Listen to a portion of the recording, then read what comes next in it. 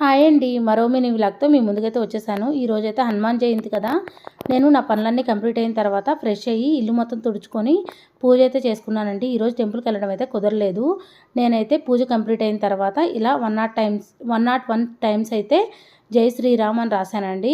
నాకైతే చాలా రోజులు అయిపోయింది కదా! రాసే అలవాటు లేకపోవడం వల్ల కొంచెం ఇంగ్లీష్‌లో రాశాను, కొంచెం తెలుగులో రాశాను. ఎలా రాసినా సరే జై శ్రీరామ అని రాసినా చాలా మంచిదండి. నేను రాయడం చూసి మా పాప కూడా రాసిందండి. మనం చేస్తేనే పిల్లలు కూడా చేస్తూ ఉంటారు. పిల్లలు చిన్నగా దేవుడికి పూజ ఏ విధంగా చేయాలి, అలానే శ్లోకాలు నేర్పించడం ఇలాంటివి చేస్తే వాళ్ళకి తెలియని పాజిటివ్నెస్ అనేది వస్తుందండి. నేనైతే మా పిల్లలకి చిన్న చిన్న శ్లోకాలు అయితే చెప్తూ ఉంటాను. శ్రీరామ రామ రామేతి రమే రామే మనోరమే సహస్రనామ తత్తుల్యం రామనామ వరాననే. ఈ శ్లోకం 3 సార్లు చదివామనుకోండి, విష్ణు సహస్రనామం చదివితే ఎంత పుణ్యఫలం వస్తుందో అంత పుణ్యఫలం వస్తుందంట. చదివితే చాలా మంచిది.